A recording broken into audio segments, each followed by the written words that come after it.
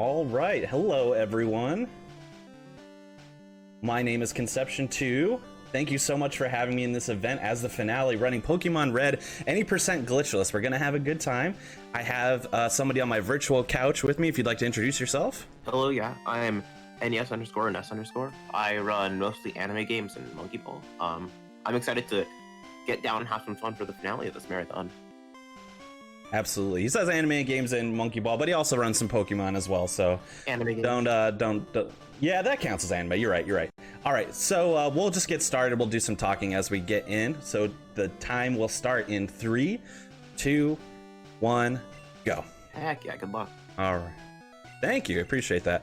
You might have saw right before we hit the new game there, we just changed a few settings. We just made the text speed fast, and we turned off battle animations just to make things a little bit faster. Oops. Gonna actually reset that 1 second because I forgot we need to do the rival nickname as well. So you can just keep the timer going. It doesn't waste a lot of time. It's not a big deal. So we went with Delvin, I believe, was the final rival name. So we're gonna go ahead and do that. All right, Delvin. Let me just start this up. All right, there we go. Get to see Professor Oak talk again and get to see this Nidorino. Yeah, at least you can change the text speed before you start the run in this game, because the Pokemon games I run, you cannot do that, and it's not right. It's not very fun. All right, Delvin. Here we go. DELVIN. There we go. And you notice right here we made our name one character. That is because, as you can see, text appears in a scrolling fashion, and each letter that appears on the screen is 1 frame. So the fact that we can save multiple frames just by having our name be 1 character is going to save a lot of time throughout the run. And that goes for our Pokemon as well. You're going to notice our main Pokemon that we use, we're going to be nicknaming him to 1 character as well.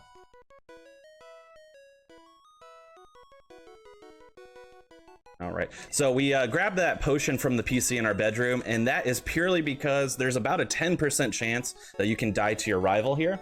It's not very likely, but it can happen, and we need the experience in order to progress at a proper rate. So that's it. We just want to make sure we guarantee the victory here. Yeah, but 10% seems to happen in this game. A lot more than 10%. Yeah.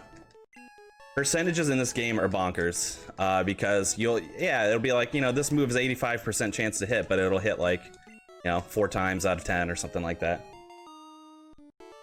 It can't be explained.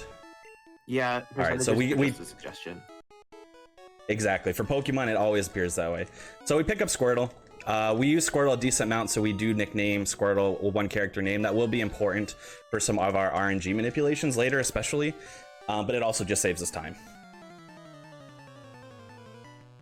All right, and here we are, rival fight. We pick Squirtle. Obviously, that means our rival's going to pick Bulbasaur. Sorry for all you Charmander fans. So yeah, hard to fight. All right, so we're good. Yep, one of the hardest fights in the game for sure. We tail whip first turn. Looks like we are speed tied with the Bulbasaur, so we got the first turn off, but second turn, Bulbasaur outsped us there. Tackle in this game, at least, is a 95% accurate move, so therefore the second time I tried to use it, I missed, and the third time I tried to use it, I missed. So, again, 95%.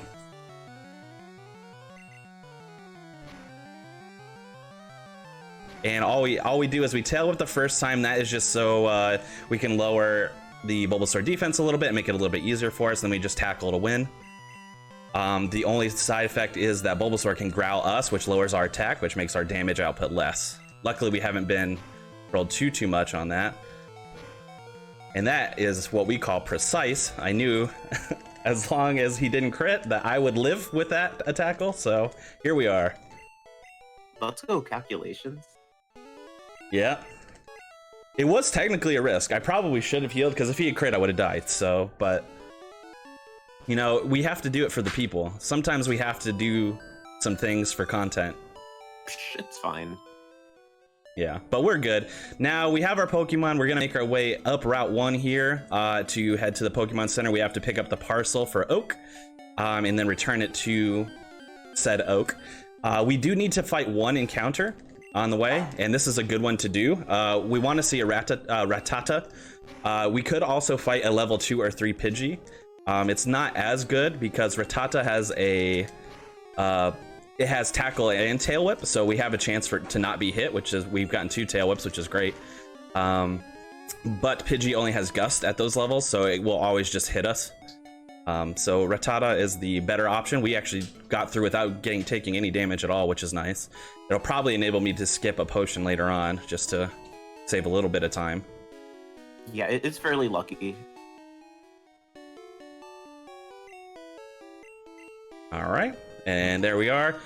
And then we just have to walk all the way back down Route 1. The way back down is a lot less tumultuous because we don't have to walk through nearly as much grass. In fact, we can skip every grass patch besides the very first one we enter on Route 1. We just hop the ledges, and when we get to this one, we walk around. If I had not hit an encounter yet, I would actually walk through that just because it's a faster route and because I need an encounter anyway. It wouldn't have been slower if I hit one, so. But since we already hit one, we're just moving on. All right, we got 2 options here. I'm actually going to talk to Oak from behind. You can also talk to Oak from the side here to save time, but behind looks funnier, so I like doing that.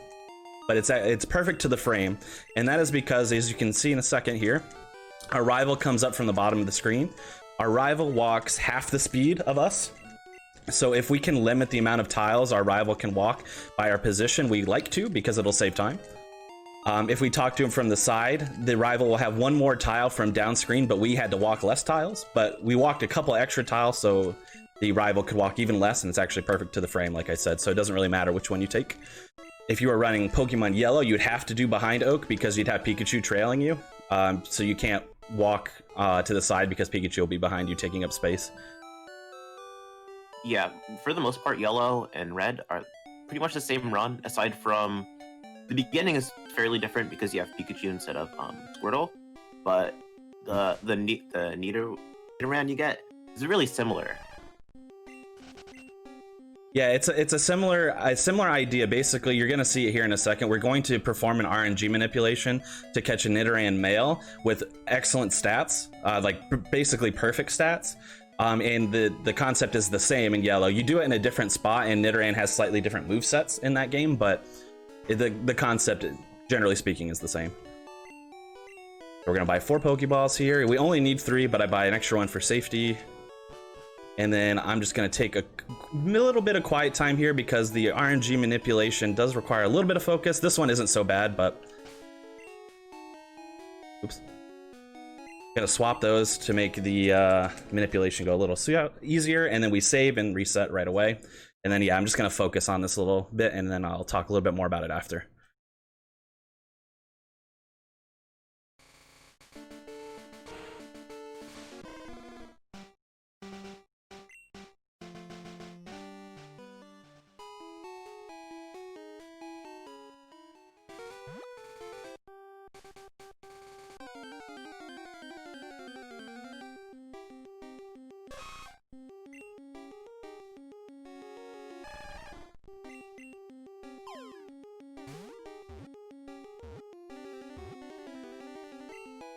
All right, excellent.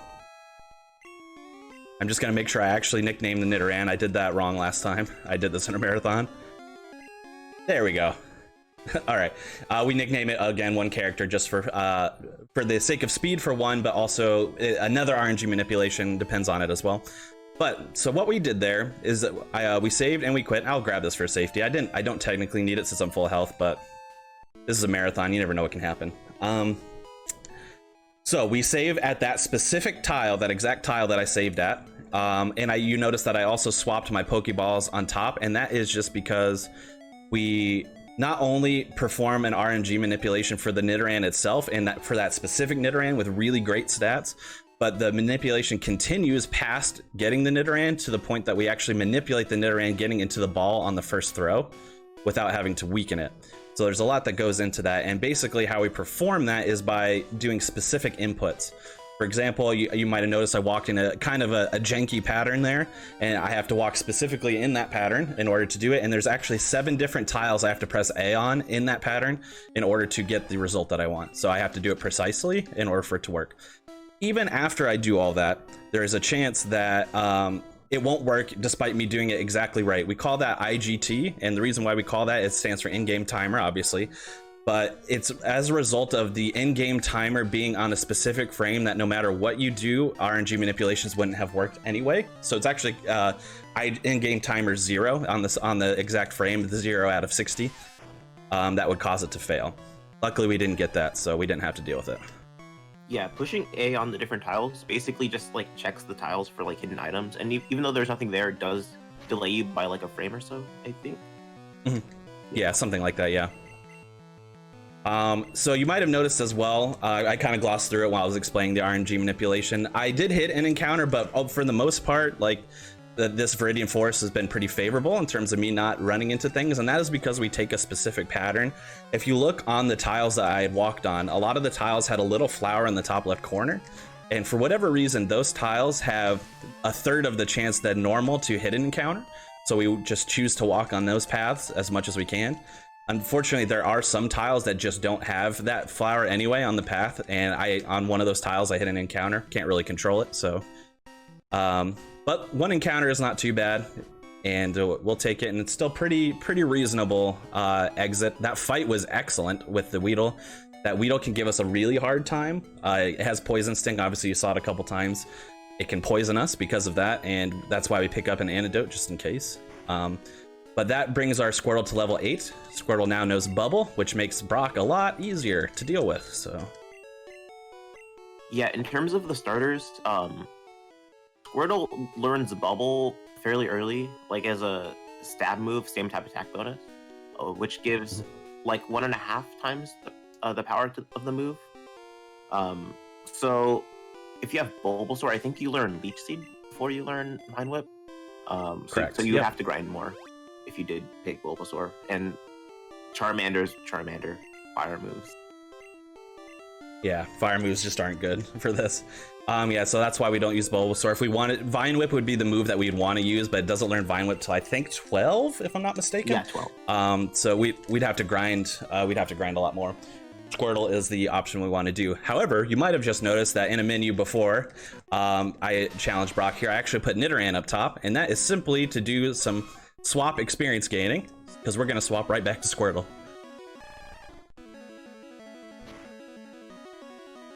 Yeah, right now the Nido is a bit of a baby, so it can't really handle much. Unfortunately not. And in terms of our Squirtle, so as Ness pointed out, same type attack bonus does extra damage based on moves of your same type, but we are also blessed in the way that our Squirtle has really good special, so it makes it a lot easier for us right now.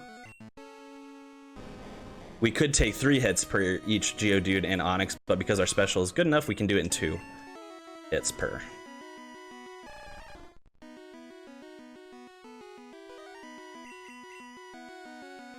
Bide is great here because it can't hurt us. We actually got pretty much the fastest cycle we could have gotten,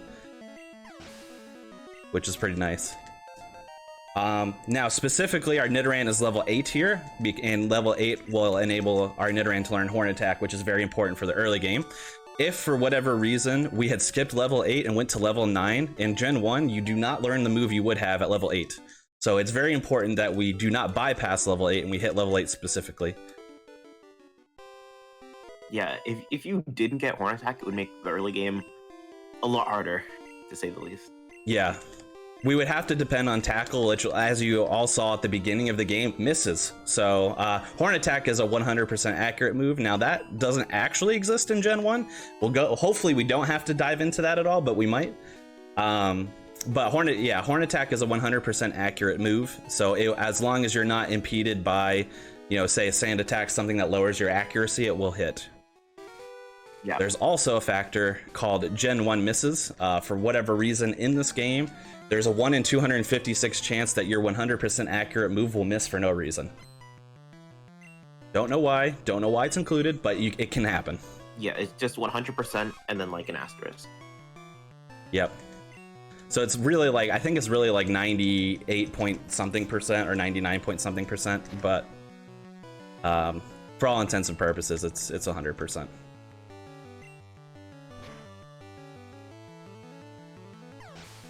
All right, so now we have our Nidoran, and you probably saw that I went into my menu after Brock, and that was to change the style from shift to set, which means that now after every battle, it will not ask me if I want to change Pokemon when the trainer swaps to the next Pokemon.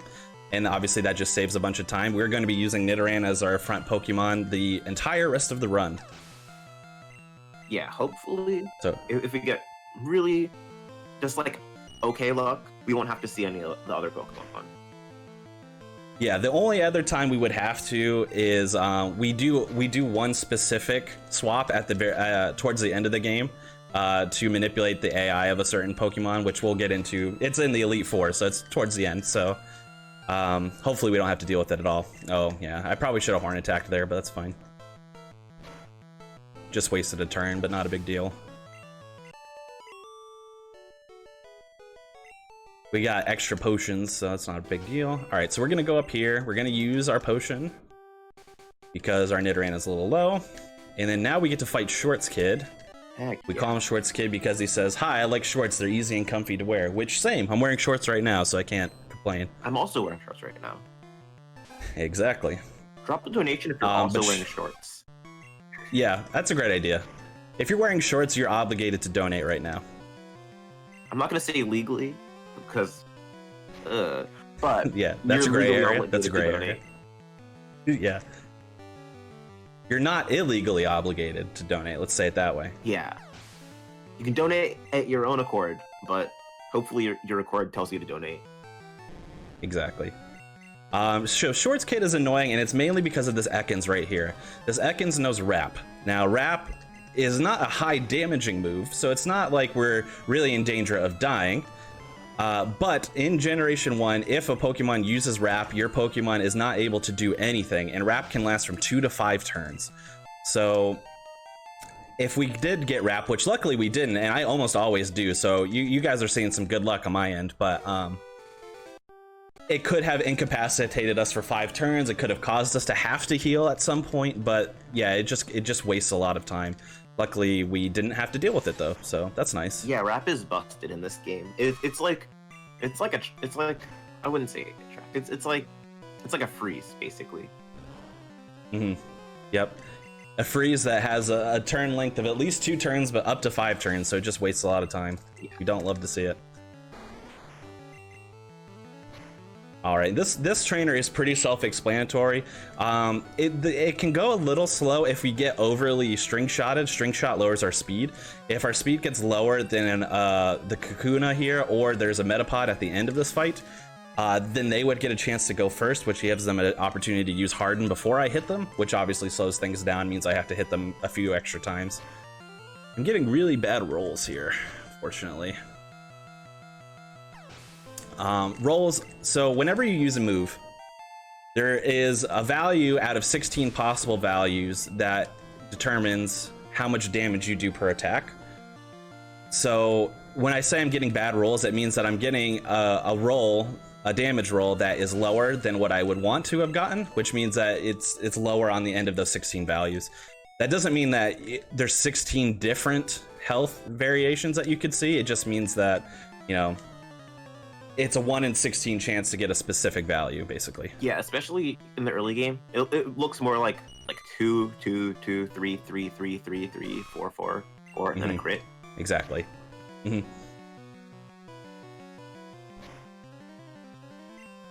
All right, as long as this Caterpie didn't string shot us twice, it's pretty self-explanatory, this fight as well, which it didn't, so we're pretty good. Yeah, a lot of the early game, aside from like the Minips, is pretty straightforward.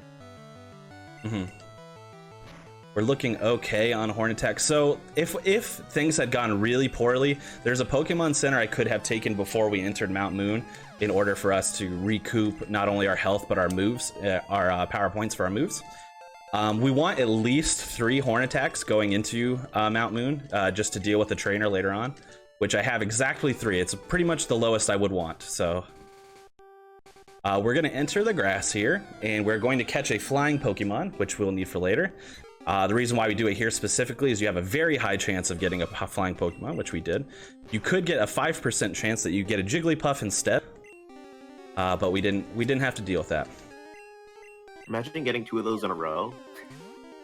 Yep, it's happened. It's happened. Ooh, I'm happy Alright. I don't run Gen 1. Yep, it's happened.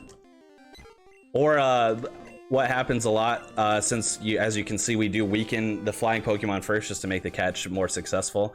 You could crit and kill a flying Pokemon and have to go get a second one. Yeah, there's a lot of things that can happen there. All right, so coming up is Mount Moon. I'm going to enter, I'm going to heal, I'm going to save, and then I'm going to be quiet for a while because it requires a lot of focus. I'm going to heal again since we have the extra anyway. Then I'm going to save here, and then you're not going to hear me talk for a bit. Good luck. Thank you.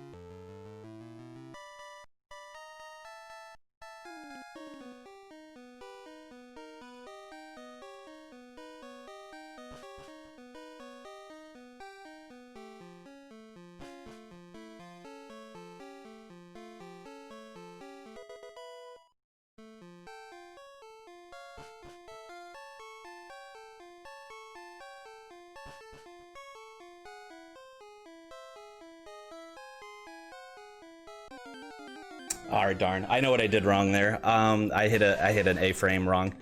It's okay though, we got decently far. So that probably looked a little strange. I obviously did not use a repel of any sort, but I was not hitting any encounters whatsoever. And that is just another RNG manipulation, and this one is just so long and difficult to do that we got a little unlucky. But luckily, we have a backup that starts exactly here. So I'm gonna be quiet again for a second.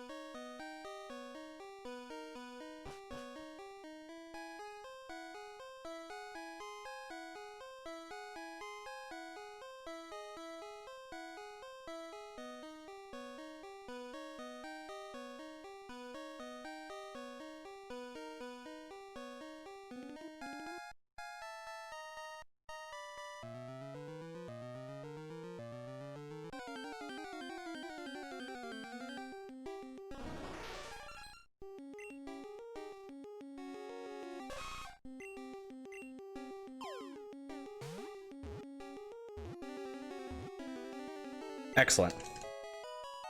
Okay, so we did a backup manipulation, and that Paris is scripted. We want that there. Well, it's not scripted, I should say. I should say that I knew it was coming. I manipulated it to be there. Because we need a Paris for later on. We'll get into that a little bit. But basically, I did a backup manipulation with specific inputs. That one's a lot easier than the first one I did. There's only 2 A presses, but you just have to walk in a specific pattern. And we also manipulate getting that Paris into the ball in the first try. So not too shabby. We are gonna Leer here, actually. Yeah, isn't the main manipulation like 38 presses or something? Yeah, it's somewhere around 38 presses, and obviously not walking one tile out of variation, or else you're gonna lose your RNG cycle. So it's very difficult. I probably got through, let me try and count. I probably got through like 18 or 19 of the A presses before I messed up by accident. So it can happen. Yeah, you got really far and my hands started to get sweaty. I was like, oh, actually gonna do it? Yeah. I'm admittedly not the best at doing it. There are people who are a lot better at manipulations than I am. So that's definitely my weakness when it comes to the run.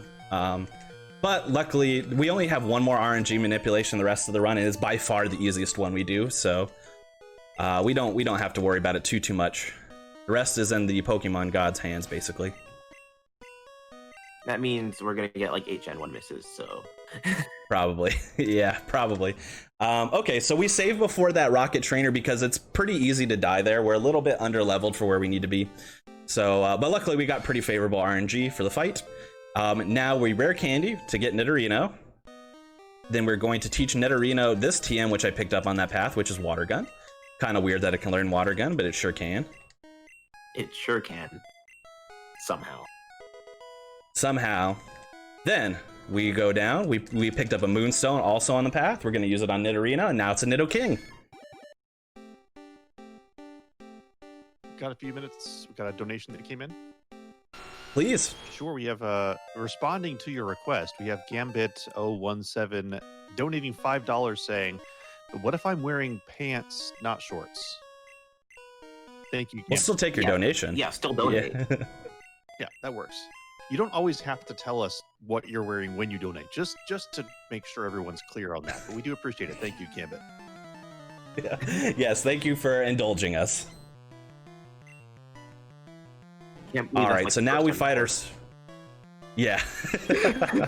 we got him. We got him. So we fight this Grimer. The only other thing of note besides when we evolved to Nidoking was that we also taught the move Mega Punch, which is an 85% accurate move, which of course means that I've done it 3 times now and it's missed twice. Yep, we're gonna see that 85% asterisk. Yep. Yeah, Mega Punch is a very powerful move, so it's definitely worth grabbing because it's gonna save us a lot of time as long as it hits. Even when it misses, it's... Oh yeah, whoops, it's disabled. I keep pressing it though, there we go. So it's definitely worth grabbing because it can one-shot or come close to one-shotting a lot of things in this early game. But we are at the mercy of it being not a 100% accurate move, unfortunately. And there's another miss. How many sets so far? That's three misses. Out of 1, 2, 3. We needed it to hit 5 times, and so we did hit 5, but we missed 3 times as well. So yeah, that's not the 85%. Yeah, nope. We pick up the Helix Fossil. Shout out to Helix, but it's also just the fastest option. And then we make our way out. Honestly, not a bad Mount Moon. Even though I messed up the first manipulation, I didn't get overly punished for it. I only had 1 extra encounter, so I'll take that. That's pretty good.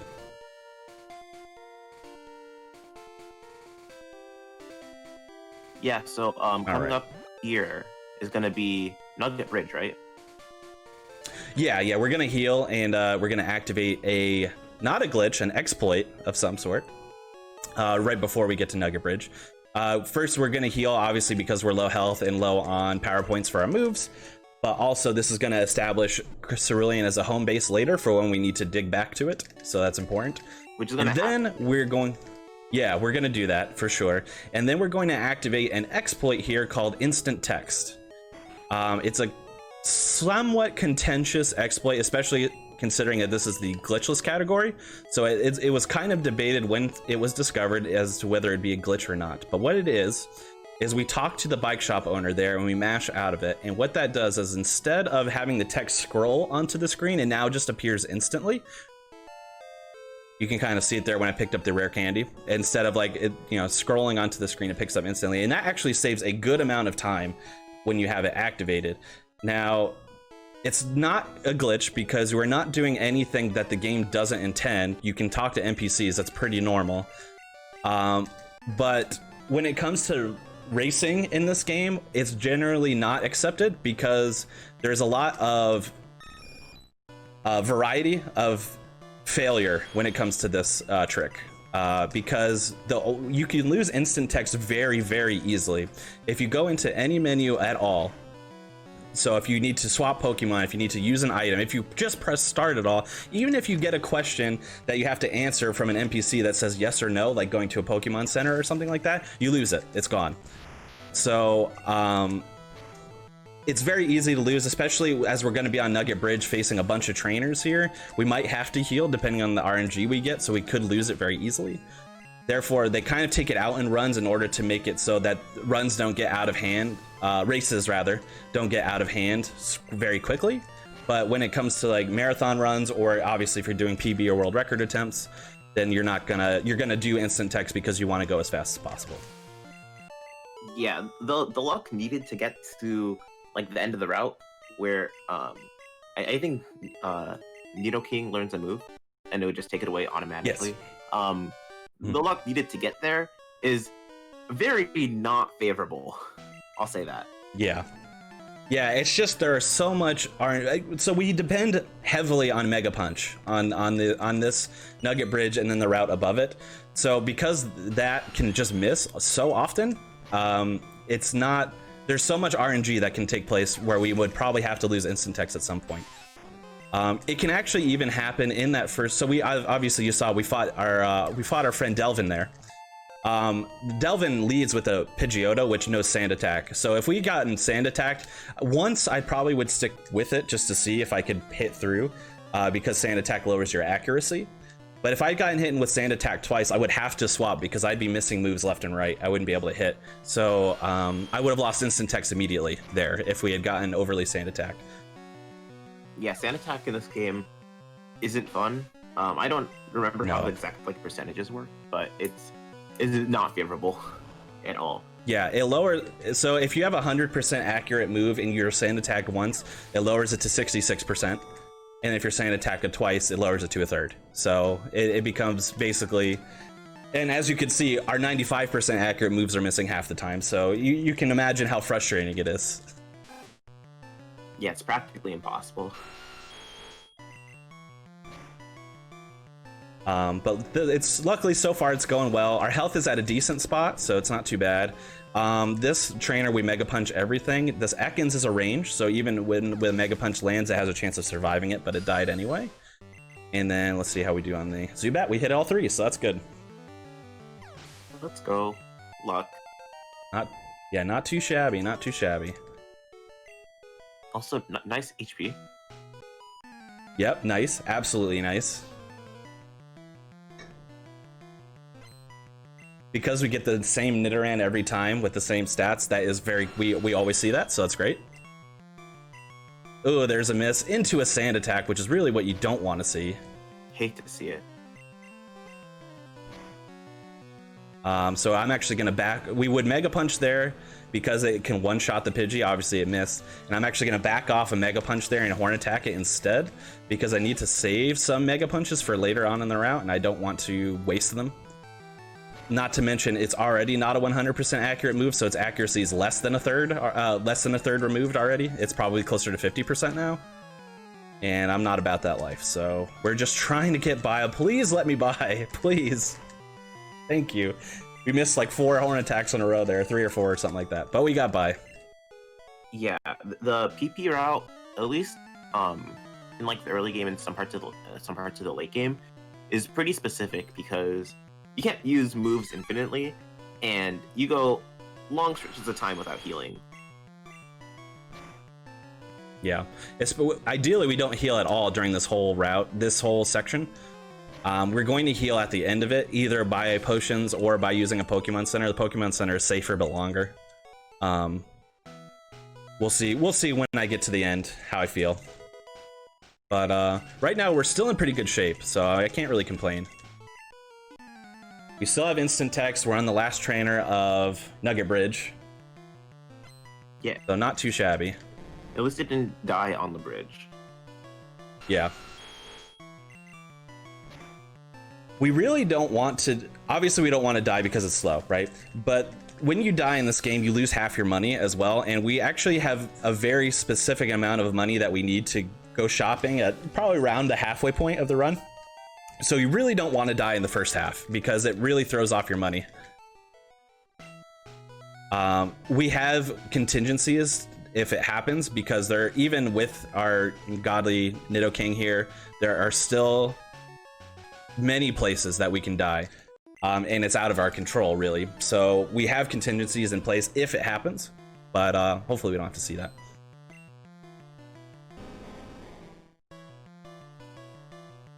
All right, so this Onyx is no problem because we are a Nidoking that learns Water Gun for whatever reason. So bye, Onyx. I can't get over that. Don't. Yep, it's weird. Yeah, the moveset is only going to get weirder, gang. So just stick around. This isn't even the full form of how weird it's going to get for Nidoking. So yeah, I don't remember what it's going to be like at the end, but honestly, I don't even want to spoil it at this point. Like you'll see. Like things. All right, we have plenty of Mega Punch. Yeah, it only gets weirder. Trust me. We have plenty of Mega Punches here, so we're in good shape. We can't one-shot this Nidoran female any way we slice it, even if we Mega Punched it.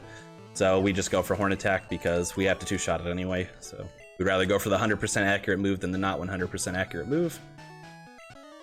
That almost was bad, but we saved it.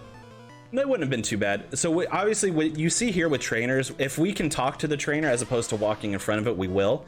Because even if we walk specifically to the tile in front of it, the animation of the exclamation point going over the head is a lot slower than just talking to it, which when you talk to the trainer, that doesn't occur, obviously. But also, if we walk in front of a trainer from a distance, they move just as slow as our rival does, so half the speed. So we don't want to deal with that if we can avoid it.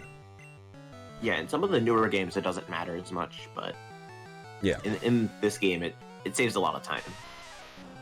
Yeah, there are some that we can't avoid, or I don't know if you had happened to notice that rocket trainer that we fought that I saved right before, just after I caught the Paris. No matter if you walk up one tile and talk to that trainer from the side, it will still have an exclamation point over his head. He's just kind of strange. I don't know why. So we just walk in front of it in order to not waste a tile and potentially hit an encounter. So. All right, this is the last trainer on the route. So we did keep instant text all the way through, which is great. The absolute most optimal thing that could have happened is we kept instant text and we entered what we call red bar. So what that means is if our health is lower than 20% of our health, you'll hear that, wee woo sound effect. And in this game, it's actually very important. Oops, hold on, let me just teach this before I screw something up. Okay, so that sound effect, if it's playing, will actually skip the Pokemon cries and level up jingles. So it saves a lot of time being in red bar, and we're gonna see that later on in the run. A good chunk of the end part of the run, we're gonna be in red bar the whole time. So we'll see that a little bit later. But if we were in red bar combined with instant text, we would be flying through these trainers. So, but we didn't get that lucky. Oops. So it doesn't matter if you hit yes or no for Bill here, but no has 2 extra text boxes, and I hit B instead of A by accident. But that's okay. So you got to see Bill talk a little extra. For the fans. For the fans.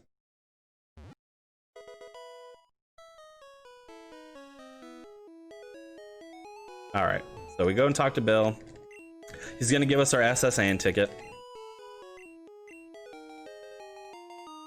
As you can see, we don't have instant text now because we had to answer a yes or no question where Nidoking learned Thrash. Oops, I talked to Bill twice. Man, Bill's crushing me. All right. All right.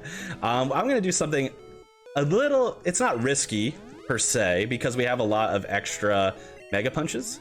So, but typically what we would do here is we would actually take in a marathon setting, is we'd actually take a Pokemon Center. Because you don't have to, it would heal not only our health, but completely heal our power points as well. But it's a little bit slower, and I have a lot of extra Mega Punches, so I'm actually not going to take the Pokemon Center here. I'm going to just heal it off, get instant text again, and we have to fight one trainer before we go into Misty's gym just to get some better experience for the Misty fight itself. So we're gonna detour, we're gonna go in this house which has been robbed by, of course, Team Rocket, so we're gonna come around and fight this trainer. We'd have to fight this trainer anyway. In terms of physical movement routing, it's faster to do it after Misty because we have to come back this way anyway. But we need to be specifically at least level 25 for Misty's Starmie. So we take this early in order to fight this trainer to get the experience. And then Misty has 2 Pokemon, a Staryu and a Starmie. After we defeat the Staryu, we level up to 25. The reason we need to be level 25 specifically is at level 25 we will outspeed the Starmie, which obviously Starmie can really mess us up, and even with us outspeeding it, Starmie can still mess us up. So we'll see what we get here, but yeah, it's if we were not faster than the Starmie, we'd have like no shot of defeating it. So yeah, Starmie is really dangerous. Very much so. We have this one trainer here. It has a Goldeen. The only annoying thing that can happen here is that Goldeen can use Supersonic, I think, because it takes 2 shots unless we crit, which can confuse us, and obviously that's not good. Luckily, we just got Tail Whip, so who cares? And now we take on Misty.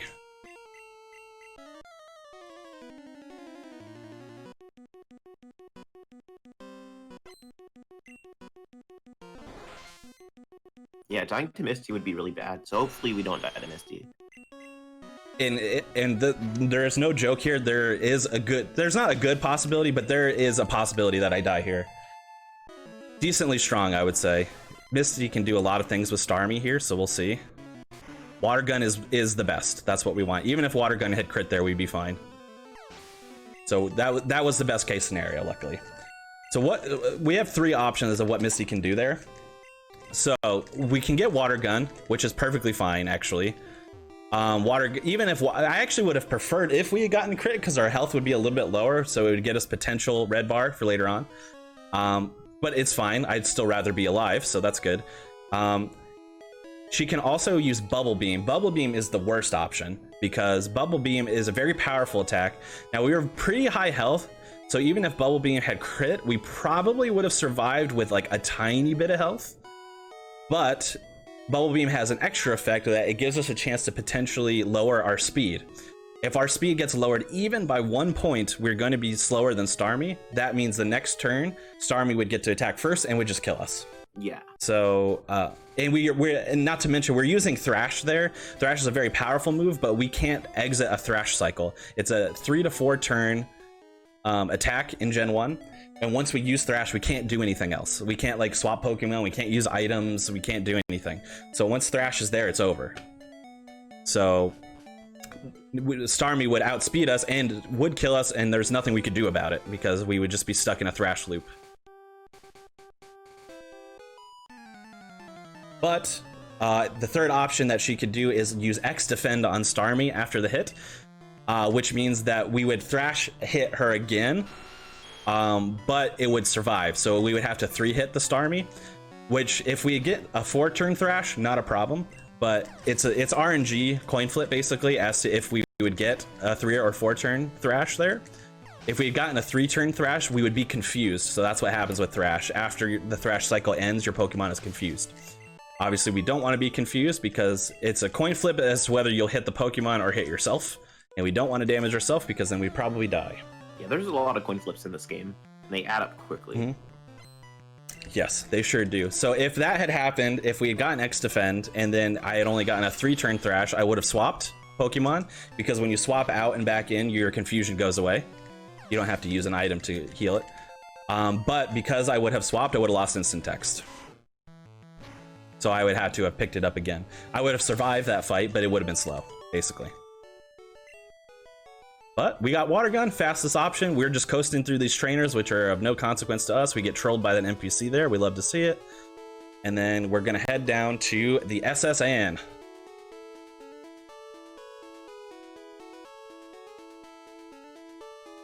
SSN is pretty straightforward. I don't remember exactly what you do, but you do like a thing and then watch the boat leave for like a minute. Yeah, it's so the only thing, we do not go in any side room. You know, if you played this game casually, part of the fun of SSN is going in all these side rooms, fighting all these trainers, seeing all these items you could pick up and all this. We don't do any of that. We get right to the point where we walk straight to the end where we have to fight our rival. So Delvin's coming back up for a 3rd time, and then we have to go talk to the cut master to get cut, and then we just leave. That's it. This rival guy is so confident for like constantly losing. He's like, I'm gonna beat you this time. I'm gonna beat you this time. No, you're not. Not only that, when he loses, he's still like, you need more work. you need some more help. Doesn't make sense. I'm stomping you. Yeah, like didn't you take like no damage basically? Yeah. Just like now this fight is. Yeah, well, so that fight can be dangerous. He could have stomped us with the Pidgeotto's sand attack. It's all about Pidgeotto, really. Luckily, and this fight can happen the same way as well. But both of those fights, we got pretty favorable Pidgeotto, so you can't complain. But so that means I absolutely stomped him both times. And going forward, we're going to absolutely wreck our rival pretty much every time, without any chance of him returning the favor.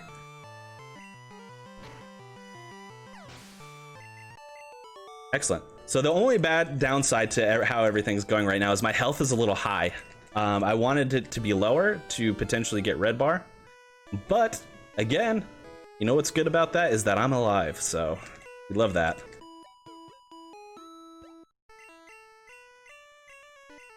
All right, so we massage the Cut Master's back while he's throwing up into a trash can, and he is very grateful for that, so he gives us the HM for cut.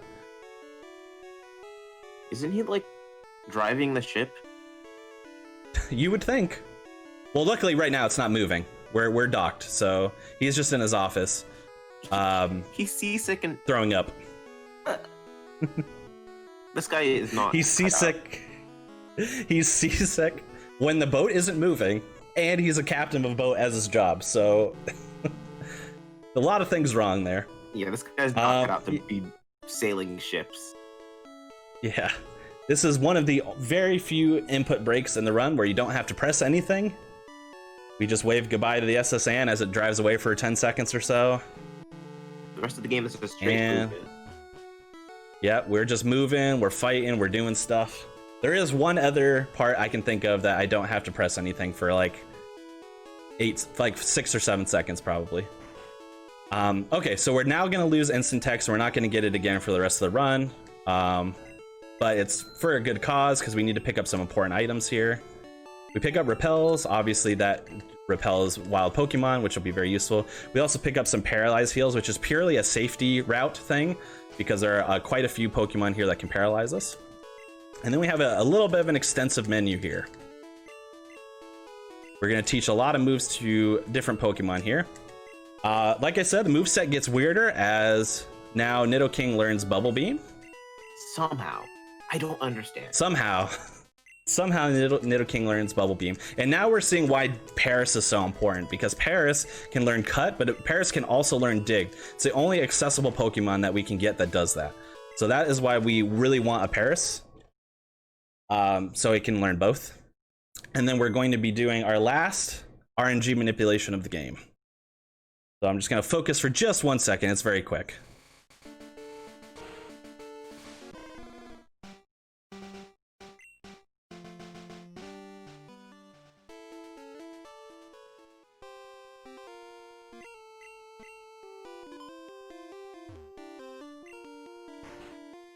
Okay, it's over. That's it. So what we did there, if you've played this game casually or recently or anything like that, you know that this puzzle is kind of annoying. You have to find 2 switches in all of these trash cans for Lieutenant Surge in order for the doors to unlock so you can fight Surge. We do an RNG manipulation to make it so the 2 switches are right next to each other at the very beginning, so we don't have to worry about that. That's all it is. Yeah, I hope you because guys otherwise take, like a 20-second blink. It was very quick. Yeah, it's very important. If we did not RNG manip that pattern, we could be here for minutes just trying to figure out the puzzle because it's all RNG based. It's just wherever there is a pattern. So like if you would know where the switches could be, depending on where the first switch you find is. There's only a few of the cans that it could be, but it's still like 6 options from that point, and then you guess wrong, and then it all starts over and RNG resets. So it's definitely important to do. Yeah, especially when Red was in game time and you weren't allowed to do like manips. Ooh, it was not. Yeah. It was not fun. Yeah. Like Ness said, this game used to be timed with the in-game timer, and you couldn't save and quit. So we did not have RNG manipulation then. It was just based on hopefully you got a Nidoran that was good enough to run, and then things went well after that. That's all you could really hope for. Yeah, but in honor of us not getting instant text anymore, hopefully you guys can donate and your messages just don't have spaces, so then we can make our donation reader have instant text. Hopefully that is like an excellent idea. I love that. Please don't ban me, please.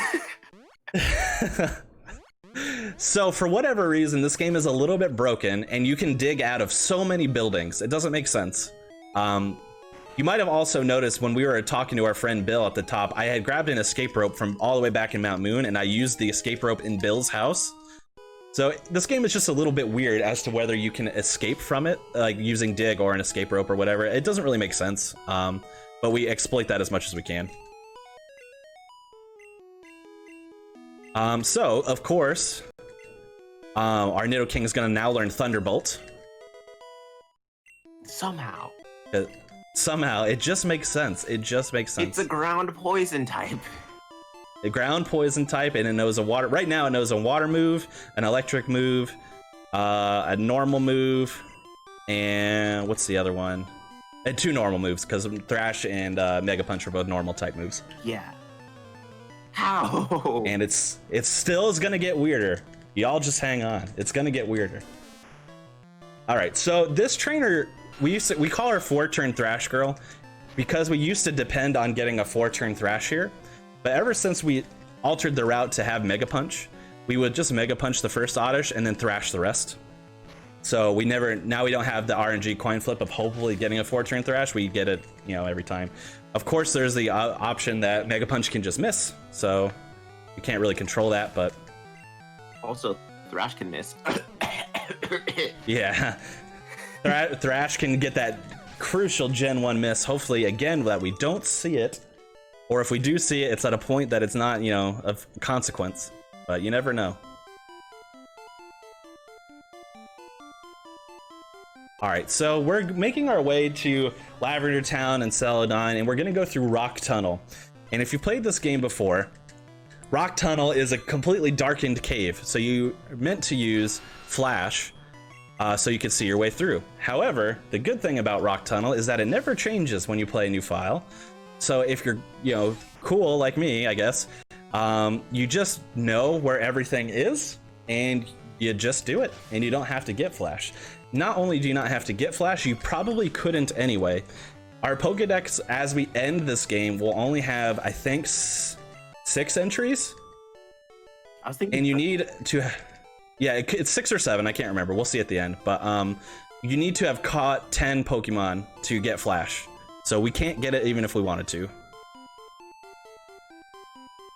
Or you can just get the Gamer Flash, which is called Cheater Palette, but... Oh yeah, no, but that requires saving and quitting. I don't have time for that. Yeah, we're gamers here. Yeah, we're gamers. So we're now in Rock Tunnel. Obviously, you can see it's very dark here. But I'm just gonna know my way around. That's it. Now my health is a little bit high. I'm gonna do something a tiny bit risky. We'll see how it goes. I'm actually gonna take some purposeful damage here and see how I feel about it. I'm gonna Bubble Beam this Slowpoke, which is obviously not a good idea if you're trying to live. He's gonna use Confusion. I'm actually gonna risk it and try it again, because he's gonna use Confusion again. I'm expecting. Perfect. Well, the crit is actually what I wasn't worried about. I think I would have survived the crit even on the second hit. I think I might have died, but whatever. I was actually more worried about being confused than anything. Yeah, I was definitely thinking of that, like, it being way too close anyways. Yeah, but luckily we got 2 hits, neither of them crit. Slowpoke, the reason why we don't worry about a crit as much is because Slowpoke is obviously one of the slowest Pokemon there is, and in Gen 1, your speed plays a big factor into whether or not you crit or not.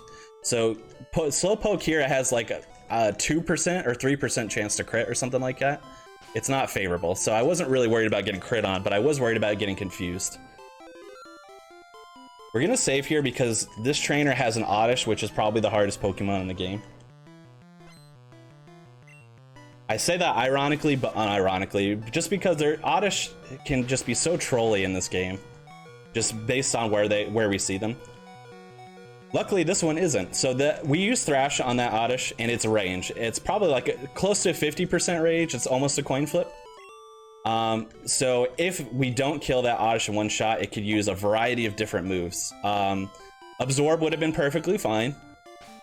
Poison Powder would have been perfectly fine because we're poison types, so therefore we can't be poisoned. But it also knows Stun Spore and Sleep Powder, which would obviously just ruin our day. We don't have Stun Spore would have been okay because we have Paralyze Heals. But Sleep Powder, we would have had to have just waited till we weren't asleep anymore. That's all we could have done. Yeah, we'd have to wait. And for probably would have died. And then 2 turns sleep. Yeah, 2 to 5 turns. 2 to 5 turn, 1 to 5 or 2 to 5, I can't remember. Either way, and we probably would have died anyway because our health was so low. So yeah, that's why I saved there. I did find this out from you, Conception, actually, though. If you save and quit when you have a repel active, you're gonna have to reactivate the repel because it doesn't save the repel state. Correct. Yeah. So if I had died at that trainer and then reloaded and then beat her, I would have had to use a repel immediately after the fight as opposed to when I did, because when you reload a game, it does not keep your repel tiles active. It eliminates it. Which would have been fine. We still have enough repel tiles to go around, so it's not a big deal. But that is just a little fun fact. Yeah, it's not something I knew, at least. Yeah, just a fun fact. Just a fun fact for you on this beautiful Sunday. All right, so our health is actually in pretty good shape. You can hear, obviously now we're in red bar, so you can see whenever a Pokemon pops up, it's instant. Like, as opposed to me having to wait for the Pokemon cry to play out, then I get to choose my move or whatever, it just goes right to it. And if I level up during this thing, I don't have to wait for the whole level up jingle and all of that. It saves a lot of time. More time than you can really even imagine. Yeah, like each cry is like a second or so. And we fight so many Pokemon. It's insane. Yeah. Oops. There we go. All right. So, and obviously staying in red bar is really good. As long I got it early into Rock Tunnel, which is nice. I could have gotten red bar as early as from Surge if things had gone well, or even during our rival fight on the boat could have happened. Obviously having red bar that whole time would have been great, but it's more risky, especially with Surge, because we would have had to, if our health was below 20, we would have had to have hoped for a 4-turn Thrash on Surge to make things okay, and we also would have had to have hoped that his Pikachu probably didn't quick attack. So there's a lot more RNG involved in that, but it would have saved time if it had gone well. But we're still in pretty good shape. I'm gonna listen for a sound cue here for a second. Missed it by 1 tile. That's okay. I was very close. Oh, I missed this one. There we go. So yeah, we pick up 2 hidden items there. I was hopeful to be pretty swaggy and get them without looking like a fool stumbling around there, but it's okay. We got them. We pick up an elixir, which heals all of our moves' power points, which is obviously going to be very important. And we also pick up a nugget, and that is just so we can sell it for extra money. And now is our extensive shopping trip of the game. Yeah, we're gonna buy TM07. Go ahead. Oh, I was gonna say money's kind of important in this route because our character is like 11 and kind of a kid. We start off with like very little, and we need a lot of money to do this extensive shopping trip. And if we buy a lot of stuff.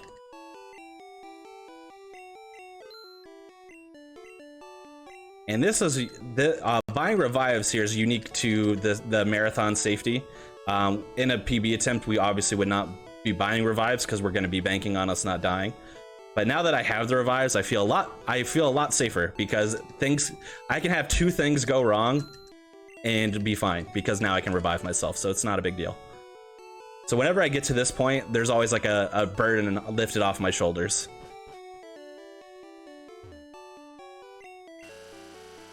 Yeah, it's like the hour barrier where everything else just it feels a lot easier. This little girl trolling me right here. Just trying to give you a soda. All right, so we give the little girl a soda pop specifically because she gives us TM48. TM48 is for rock, throw. I always forget if it's rock smash or rock throw. I think it's rock throw, which will be important for just a few fights. I know it's a rock move.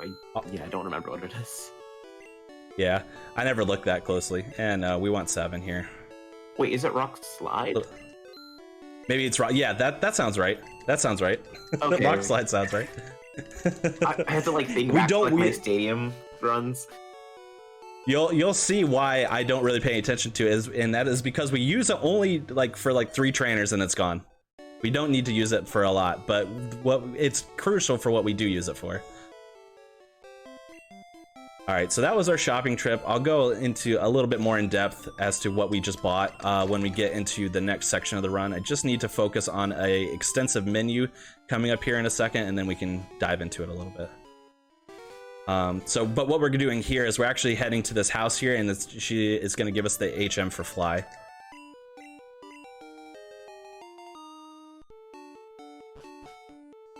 All right, and I'm just going to focus on this menu 1 second.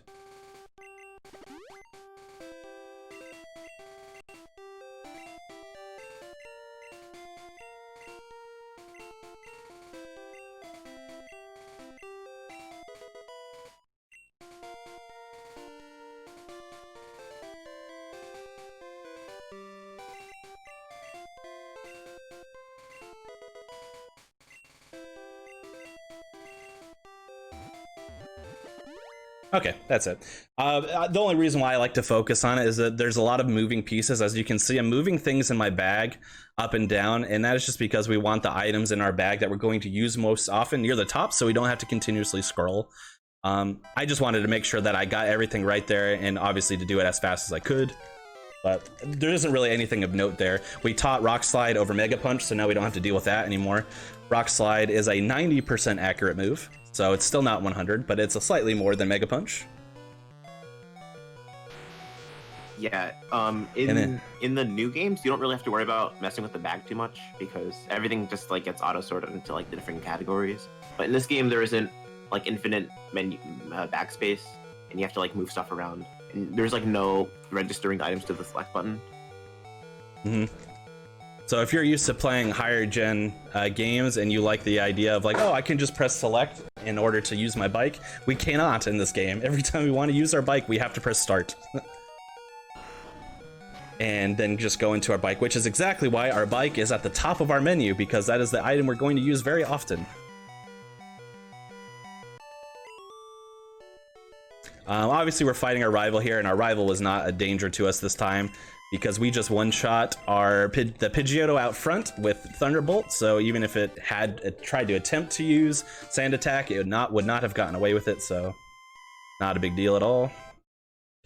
Now, if you're somebody who plays this game casually, you might be thinking, hey, Conception is going a little out of order here, right? Like, how are we in Lavender Tower already? We haven't gone to the game corner to get the Sylph Scope so we can see the ghosts in the tower. And you're right. We have performed what we call a sequence break here. And the reason how we're going to be able to do this is, one, we use a Super Repel. So therefore, any Pokemon, any wild ghost Pokemon that would pop up in the tower, are not going to pop up because we repelled, so they're not going to show up. And the second thing is, well, you might be asking, what about the Marowak that's at the end that you're supposed to, the mother of Cubone that needed to be laid to rest and stuff like that? That's still going to show up as a ghost. And you're right, it is. But there is a sequence break here where we can use a Pokédoll, which I just bought in the Celadon shop there. And a Pokédoll is an item that enables you to run away from any Pokemon no matter what. So we're going to use a Pokédoll there to escape, because we obviously can't attack the ghost or try to catch it or do anything like that. And that enables us to move past. Oops. Oh boy. All right, my movement's a little wonky here. There we go. This enables us to skip the entire game corner, going underneath the game corner, fighting all those rockets, seeing Giovanni for the first time. We skip that whole sequence, which saves probably about 15 minutes. It saves quite a bit of time, somewhere between 10 and 15 minutes is what it saves. So we get to just bypass all that. Yeah. If you're like not completely understanding like the significance of that, like this is like around a 2-hour run, and 15 minutes is a very good chunk of that. And like in Generation Yeah. 2, imagine if you can skip going to like the radio tower and just like do like the basement of like Mahogany Town. Like that's what it's like. It saves a lot of time. Sure does. As you can see, obviously as well, we talked about Rock Slide being useful here, and Rock Slide is the move that we're going to use to defeat these Ghastlies. But now we don't have to fight any more trainers with Ghastlies in this tower, so we're going to get rid of it immediately. So again, that's why I was like, oh yeah, I don't remember what it's called, because it comes as quickly as it goes, basically. And we're going to what we're teaching over it is a move called Horn Drill. If you're familiar with Horn Drill is a coin flip move. Its accuracy is 50%, but if it hits, it's a one-hit KO guaranteed. I'm gonna menu here. I just have to focus on this for 1 second. Repels. There we go. Here we go. So if Horn Drill hits, it will KO the Pokemon no matter what health they're at, no matter what level they're at, blah, blah, blah. I also bought some other items while we were shopping, and those are X items. I bought X accuracies, X specials, and X speeds. X accuracy is absolutely busted in this game, because instead of just raising the accuracy of a move, so say you had a move that was, you know, like if we use Mega Punch, 85% accurate, instead of increasing its accuracy by 10 or 20%, it will just make its accuracy 100% guaranteed. And that includes the Gen 1 misses. It makes it so you cannot Gen 1 miss. You can't. And it doesn't matter what the accuracy of the move is at all. It will just automatically increase it to 100% accuracy. So as you can imagine, what we end up doing is we combine our X accuracies with our Horn Drills, making Horn Drill now a 100% accurate move to get some key KOs. And we're gonna see that right now at the second trainer.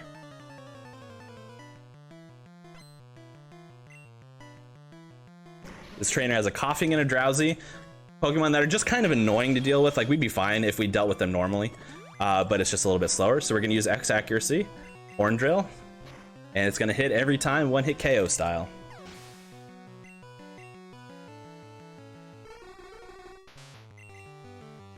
Oh, you might have also noticed that I am on full health for some reason right now, and that is because there is a little healing pad that we walked over in the middle.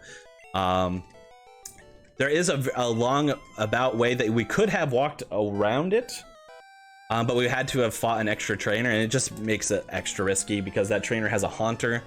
And a Haunter isn't, if we miss Rock Slide, I think it actually even takes 2 Rock Slides to kill, so it's a lot more risky, and it's not worth it. And us having red bar for these few trainers doesn't matter because we're going to take a center after this anyway, so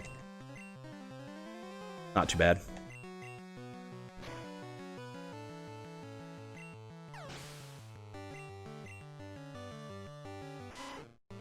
All right, and then we just thrash these last 2 Pokemon, and then that's it. The reason, so as you can see, so you might be wondering, this trainer has 4 Pokemon. And so we Thunderbolt the first Zubat because it's going to go down one shot. You might be thinking, well, why don't you use Thrash from that Rattata so it takes out the last 3? And that is exactly why. You actually got to see why we don't. It's because that Raticate is actually arranged to die to Thrash. It's very favorable. I think it's in the 90%. So the fact that we didn't get it is very rare. But there is a chance that you would have to hit that Raticate, which is why we don't go guarantee for a 3-turn Thrash from Rattata, because we might have to bank out a 4-turn Thrash at that rate, which we don't want to deal with. All right, but that's Pokeflute. We're gonna fly back to Celadon here.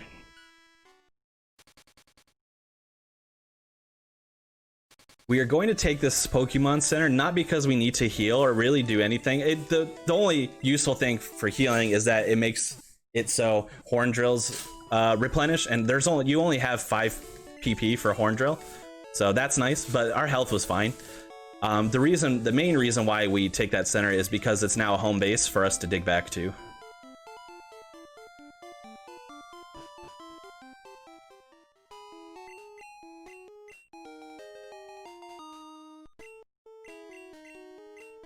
All right, we bought a fresh water also while we were shopping in order to please these guards. And we're actually heading over to Silphco. We're gonna do that first before we move on to any other gyms. You're gonna notice that this run is very front loaded. So I only have 3 badges right now, and we're already at an hour, 9 minutes into the run roughly.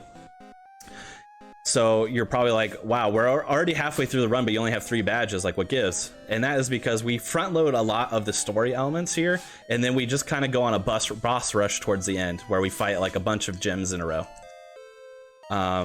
So that's all we're doing. We're just kind of, once you pass Vermilion, your path really opens up as to what you can do. Obviously the game has a intended sequence where you go, you know, Celadon, then Fuchsia, then Saffron, then Cinnabar Island, and then your last gym. But those middle gyms you can really take in whatever order you want as long as you can survive. And because we have such a strong Pokemon here, we can pretty much survive anything. So we just kind of take it in the fastest possible order.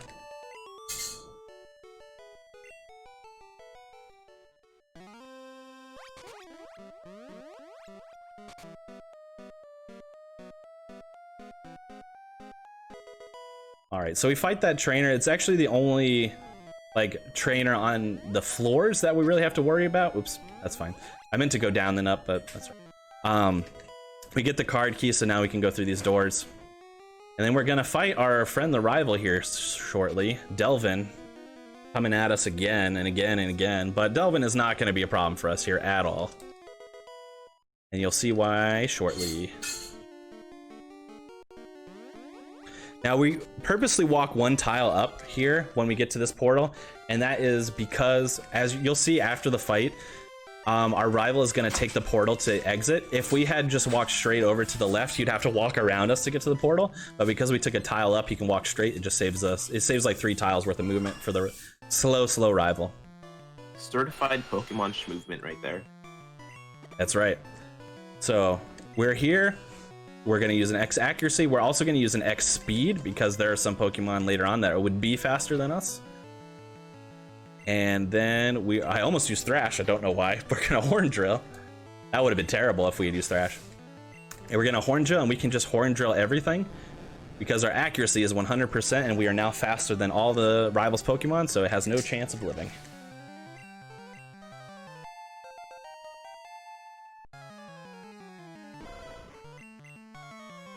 Ooh, yeah. Almost done there. It's gonna have, what's the second to last? Alakazam and then Venusaur.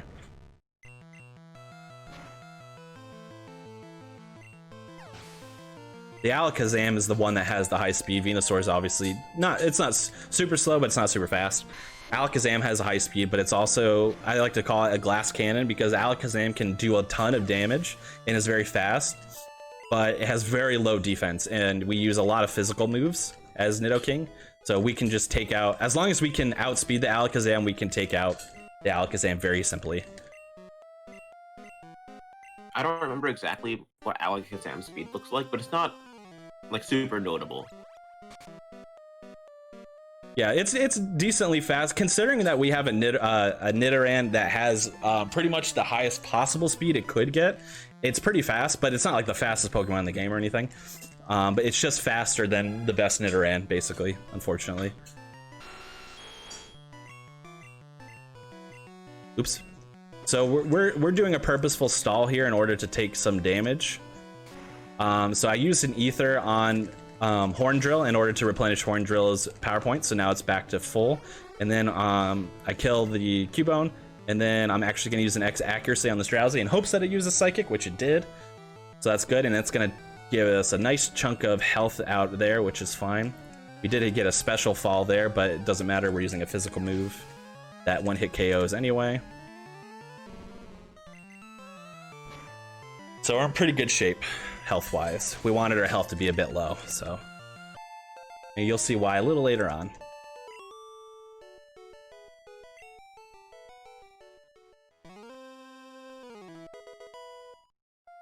Alright, so we fight the Rocket, now we get to see Giovanni for the second time, the first time. And I say that because we're in the store, we're meant to have already fought Giovanni once. But we skipped that whole Gaincorn, so he knows us already, but we have yet to meet him, so...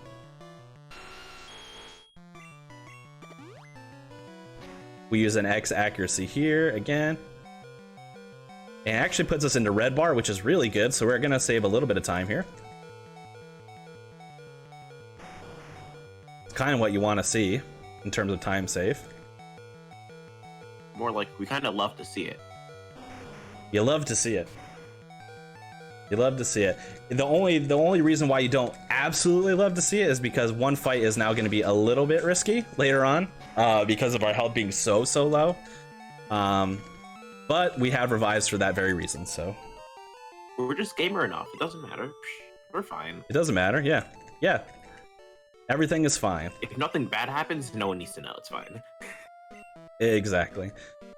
So now that Giovanni is defeated, this whole tower is now empty of Team Rocket presence, so there are no more rocket trainers or anything like that. We can kind of move a little bit freely, which is good because we do need to make one pit stop in Silphco before we leave to pick up a couple of cool items. They're on the 10th floor, so we're going to take the elevator because it's fastest. Is that cool pit stop getting a Lapras? I wish it was getting a Lapras. Unfortunately, we don't need a Lapras at all because we already got a water Pokemon, so... But, shoutouts to Lapras, very good Pokemon. Wish it was useful in the run, but we gotta go fast here, so... Just do alt-main Lapras runs. Yeah, easy. Alt-main Lapras runs halfway through a run. Same thing. It's a good idea. Alright, so now we, for some reason, again, we can dig out of Silphco. It doesn't make sense. I don't know why you can dig out of buildings, but you can. And then we're gonna head over here to our big boy, Snorlax. We're gonna use a Super Repel here. Since we have to scroll down anyway, we're gonna swap our rare candies up, because we're gonna use those not too long from now. Then we're gonna use the Poke Flute to wake up our big boy Snorlax. If you're hopeful that we are going to fight or catch Snorlax, I'm sorry to disappoint you. We're just gonna run from it. We do not need the experience. Nope. Plus, my boy's a chonker. Just let him vibe. Yeah, just let him vibe. I wish I could just leave him be, but he's in my way, unfortunately. Sad. Alright, so the reason why we Super Repel is purely to go into this grass and get that hidden rare candy. And now this is my second little input break, because as you go down Cycling Road here, you do not need to hold down, it just does it for you. So I get to relax my hands for like, 7-8 seconds, something like that, in 10 seconds maybe. Oops, I relaxed too much. There we go. That's alright, nothing bad happened, just wasting a little time there. We had too much fun. I was doing a hand stretch, and then it came up on me a little fast, but that's okay. All right, and we get another menu here. We need to scroll down again, so we're gonna swap up our X specials, and then we're gonna use our TM26, which is for Earthquake. At least this move makes sense. Yeah, ground type, like stab, high power. What's there not to love? Yeah, and it makes sense for Nidoking to be able to learn it. He's a ground type, learning a ground type move easy. Even Rock Slide you kind of get, right? Yeah. It's not a rock, he's not a rock type, but like it feels thematic, like it makes sense. Yeah. And then there's like Bubble Beam. From where? Bubble Beam, right now. Yeah. From where? Right now, Horn Drill obviously makes sense. He's got a horn. Earthquake makes sense. He's a ground type. And then the other two moves are Thunderbolt and Bubble Beam, if you're keeping up. So we're going to be getting another move soon that also is just not going to make any sense. But first, we got a pit stop in the Safari Zone. This is actually one of my favorite parts of the run because it's just so chill. It doesn't make sense from a like a Pokemon trainer perspective because we use a Repel as soon as we get in. So we're not trying to catch anything here. We just need to get some key items that are at the end. But I just like the smooth bike movement and cruising through the grass and all that. It's just a nice time. Yeah, actually going to the Safari Zone is one of the hardest money checkpoint requirements. You have to play perfectly. You cannot die once. You have to get instant text all the way through. Sir, I don't even know. Yeah, only true gamers can get here is what Ness is trying to say. Yeah. Only. Which is obviously false. It doesn't matter at all. Yeah. But you may be like, so you're like an hour 20 into the run. You have like a badge, 2 badges. Yeah, the estimate's 2 hours. Pick up the pace, buddy. Yeah, I'm trying. I'm going as fast as I can. Yeah, So what we were doing, probably for like the entire like mid game, was just like an insane amount of setup, so we can pretty much rapid fire the end game, and that's where this route really shines. Like everything just like manages to like barely work out. All right, so we dig out of the Safari Zone again. Doesn't make sense. That one is just in wide open air that we dig out of, so I don't know why that works. And then we fly back to Fuchsia because we've been here now, so we didn't have to use the Pokemon Center. As long as we're in the town, it will enable us to fly there. And then now we're decently close to the gym, and here we are. We're in Koga's gym. This is the beginning of the end. Again. Yeah, again, we're doing things out of order. Like I mentioned before, we did the first 3 badges in order. We get Brock, Misty, Surge. The game wants you to go to Erica next, but we're not doing that. We skip Erica, we go to Koga. And then we'll go back to Erica, but then we're gonna do Blaine, and then we're gonna do Sabrina. So things get a little bit wonky in terms of intended route, but it's the fastest way we can do it. So. Yeah. All right, so this juggler was nothing. This is fine. We just one-shot everything. This next juggler that we're gonna fight is the scary trainer I was referencing earlier. This trainer has a Drowsy and a Hypno. The Drowsy is nothing. We one-shot it, but the Hypno is what can give us problems because our health is so low. Half the moves that and we can't one-shot it unless we get a crit. So half the moves that the Hypno could use will probably kill us. So we're gonna hope we get a little lucky here. The Drowsy is fine. Bye. And here's Hypno. So we're hoping for a crit or for it to use one of 2 moves that wouldn't kill us. Perfect. Excellent. I didn't even need to use Earthquake twice. I got a little overzealous, but it doesn't really matter. It's faster to use Thunderbolt there because Thunderbolt has a faster animation, but it's fine. All right. So that was the scary one, but we fly right by it because we're gaming. And now we're fighting Koga. And Koga, pretty easy, nothing bad can happen. We definitely won't die or anything, so.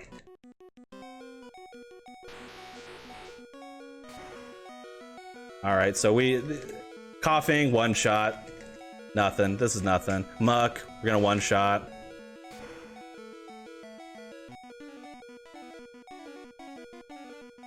And then you got another coughing. We're gonna one shot. I'm feeling a little confident, so I'm gonna use an item that I would use later on, early, and just to get us up, just to try and get us to save some time here. Oh no! Oh no! Self-destruct. So one thing that Weezing could have used that would have killed us. This is terrible. Oh, no. I mean, we still won the fight. So We still won the fight, so I guess that's good. Guess so. But, oh man, this is terrible. Except it's not. Fooled you all. That was intended. We wanted to die there.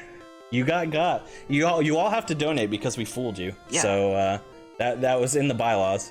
That is a purposeful death that we want to take there for a few reasons. One, it's obviously fast. Oops, I didn't mean to get on the bike yet, but that's fine. 2, we have a bunch of these rare candies. Obviously, our Nidoking fainted, so we didn't get experience, but that's fine. We don't need it. We're going to use rare candies. As you can see, every time you level up, your HP gains.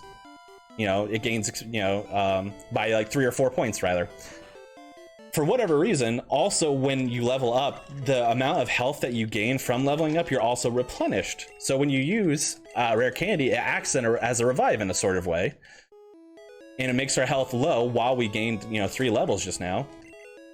So as you can imagine, we are going to be in red bar for a good chunk of time now because our health is so low. So it works out. Here we are back home. Gonna ignore mom for a little bit. We're gonna go use the super repel, and then we're gonna scroll all the way down, teach surf to our boy Squirtle. We're gonna surf on Squirtle, and then we're gonna make the long and arduous trek over to Cinnabar Island. And by long and arduous, I mean we have to go left 1 tile, and then we're there, as long as we hold straight down.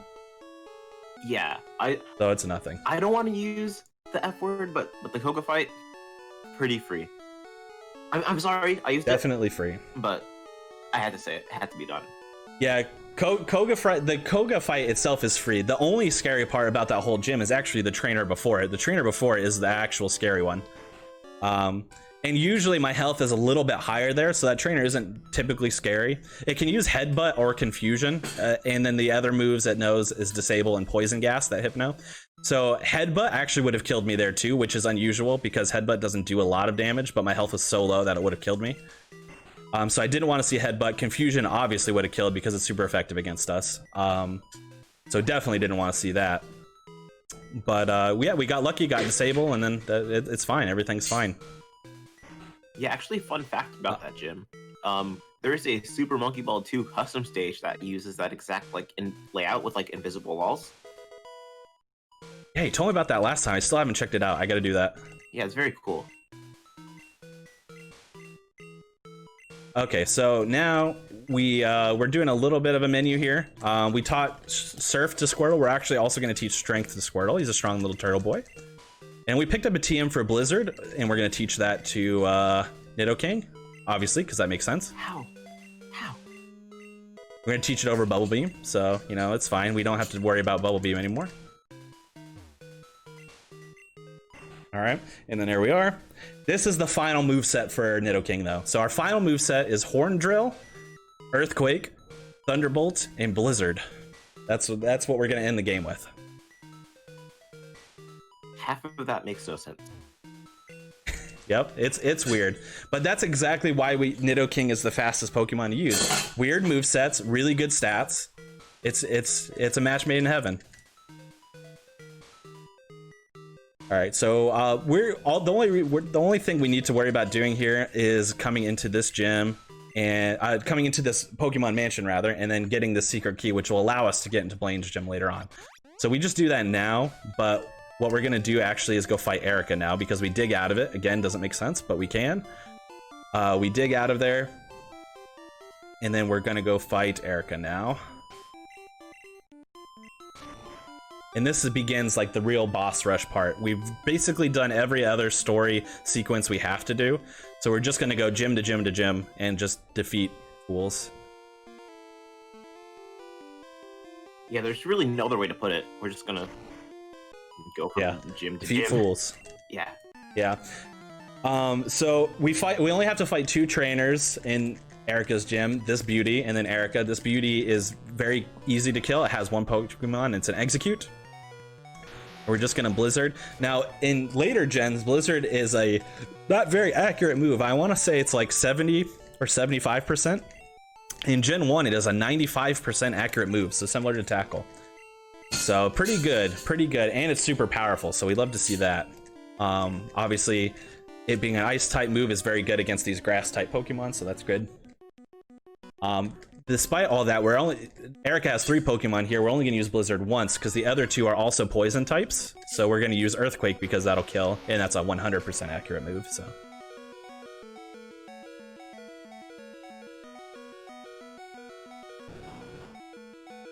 Tangela is the one we have to Blizzard, so we always hope it hits, which is good.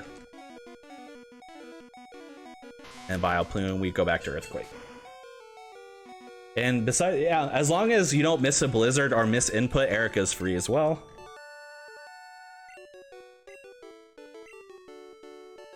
And the next gym we're gonna fight is Blaine and Cinnabar Island.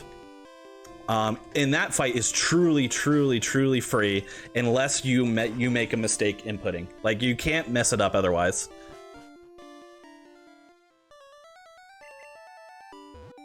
All right. So we head there. The only thing of note about the gym itself is that if, you probably are aware of it if you've played it casually, you have to answer all of these trivia questions beforehand, which we obviously want to answer correctly because we don't want to fight trainers we don't have to at this point. It's annoying because it gives the same spiel for every trivia box that we have to talk to. Pokemon trivia time, get it right and move on, get it wrong and face a trainer. If you want to save your Pokemon for the next fight, then get it right, basically, stuff like that. So we have to click through that every time, unfortunately. Nothing we can do about it. That first question is also very contentious in my opinion. The first question we answer asks, does Caterpie evolve into Butterfree? Which, the answer in the quiz is yes. But does it evolve directly into Butterfree? No, because there's Metapod in between. So I think it's at least debatable. It absolutely is debatable, yeah. Yeah. I know the first time I played this as a kid, I got that question wrong. I know for a fact. Because my kid brain was like, no, Caterpie evolves into Metapod. Metapod evolves into Butterfree. And I said it just like that, too. The voice and everything. Yeah, exactly. I put on my old man voice. You might be thinking I'm answering yes for every trivia question here, which is not the case. The correct answers are yes, no, no, yes, no. But you don't have to scroll down to no and hit A to answer no. You can just hit B instead. So it's faster to do that. That's all it is. But if you want to know the... Yeah, just optimize. So if you ever wanted to know the answers, it's yes, no, no, no, yes, no. Or if you want it in buttons, it's A, B, B, B, A, B. Yep, just Pokemon movement right there. Yep. So this is why this is perfectly free. So trainers of note have what we call smart AI, and we put that heavily in quotes because it's not the smart. We abuse how smart it is. So gym leaders, our rivals, the Elite Four, trainers like this, if they have a move that is a type that is super effective against the Pokemon you're using, it will use it because the AI is smart and it is trying to win. However, it doesn't mean that they will always use a move that is going to damage you. So, for example, Psychic type moves are very effective against us as a Poison Ground type. Agility is a move that is a Psychic type move. So if a Pokemon has Agility as its only Psychic type move, and the trainer is one of these smart AI trainers, it will only spam Agility. That's all it will do. So we abuse that a few times, and mainly we abuse it there. We actually didn't get to see it because Blaine actually can do one of two things. It can use a move, which it will always use Agility as long as Nidoking is in the front. Or for whatever reason, despite it being turn 1, Blaine can also choose to use a Super Potion, which is what we got. And that's actually the faster of the two options. Because if he had used Agility with Growlithe, then Growlithe would get a second turn because Growlithe would then be faster than us. It wouldn't matter, it would just use Agility again, but then we have to click through all that text and all that. So that's why it's faster otherwise, to get the Super Potion. Because then we just are still faster and we take it out quickly. But we use the abuse of smart AI a few times in the late game parts of this run, so it's pretty unique. And here is a shout out to the precise routing of this run. So you saw I just defeated that Mr. Mime and I leveled up. That level up made me exactly just 1 point higher in speed than that Alakazam. Therefore, I can kill it in one shot. If I had done anything weird like Mr. Trainer or something, you can't even miss a trainer. We don't hit optionals here. So, you know, if something had been weird and for whatever, like I did the gyms out in a different order or something like that, I would not be faster than that Alakazam, and then we would have a problem. But because the routing is so specific and precise, I'm exactly 1 point faster than that Alakazam, which I think is always really cool. It just speaks to how optimized the route is. Alternatively, it speaks to how much you're a gamer. That's true too. Just very, very elite stuff going on here. Yeah. Okay. So, if you're keeping track, we now have 7 badges all of a sudden. Because we just crushed through Koga, Erica, Blaine, and Sabrina all back to back to back to back. And here we are in the 8th gym against Giovanni. This trainer is nothing, this cool trainer. He has a Rhyhorn, which we take out in one shot. And then we have one of the scariest trainers in the whole run, which is after this, which is so scary we actually save in front of it. And is that trainer Giovanni? Absolutely not. Giovanni is basically free as well. Oh no, you used the F word. Yeah. I think it's free. As long as you input correctly, then it's free. You could miss input, I guess, and that would make it not free. But it's similar to Blaine. The only thing that you can screw up is if you do something wrong. there's no RNG element to it. But this black belt is scary. So this Machoke, what we do not want to see is Karate Chop, because we're going to set up on turn 1 and use X accuracy. Perfect, we didn't get it. If we had gotten Karate Chop there, Karate Chop is one of the few moves in the game that has such a high crit percent that it probably would have crit, and we probably would have died. Well, if it crit, we certainly would have died, I should say. But if it didn't crit, we wouldn't have died. So that's the only move that would have given us a problem, and Machoke is decently favorable to use it. So the fact that we got Leer is perfect. So we're in good shape.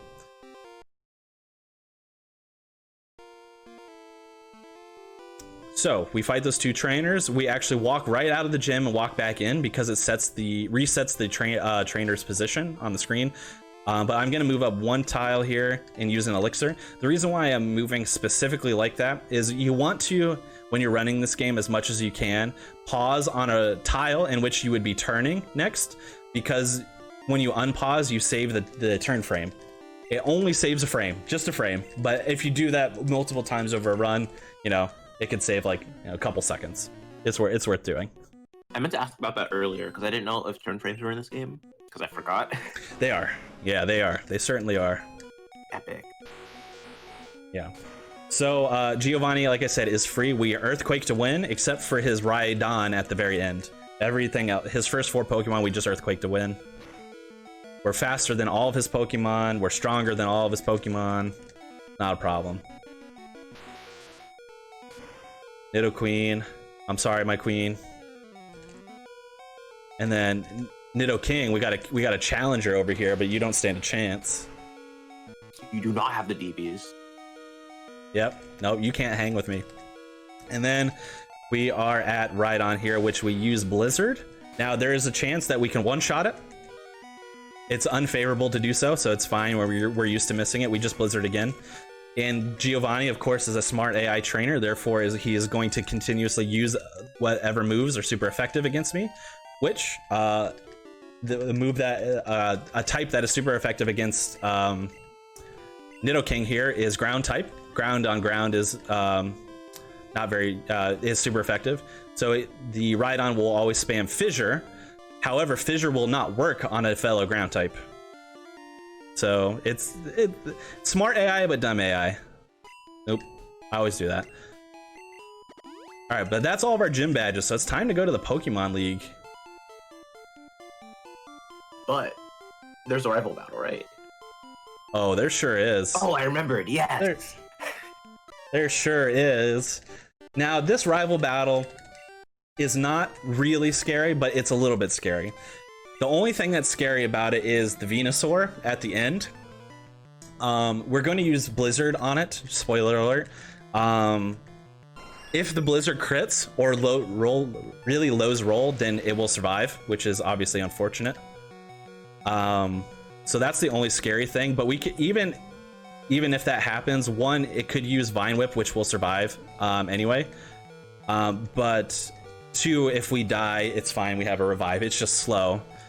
This can be avoided by going out of your way to pick up a PP up in the route. I just choose not to do it because it's so infrequent that Venusaur gives you a problem, especially since we have the repels anyway. I don't usually bother going out of my way to get it. You would get it on cycling roads, kind of out of the way. So what I elect to do is I use an extra X item than I need to, which is an X accuracy, and that just guarantees that the Blizzard hits to begin with. And then I just kind of hope that it does enough damage to kill it, which it usually does. But occasionally it won't, so we'll see. It's a very favorable range. If we get a crit, it actually makes it scary. The reason why it makes it scary is because a critical hit ignores all status buffing abilities.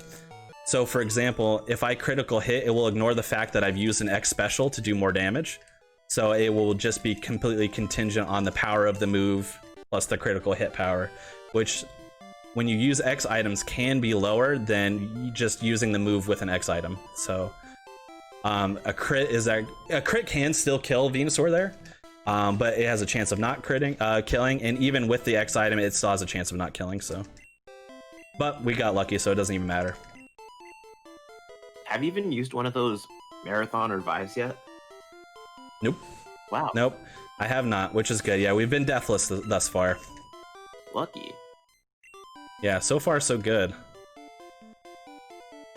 But the Elite Four, which is coming up, not immediately, but shortly, is a place that can happen. So we'll see.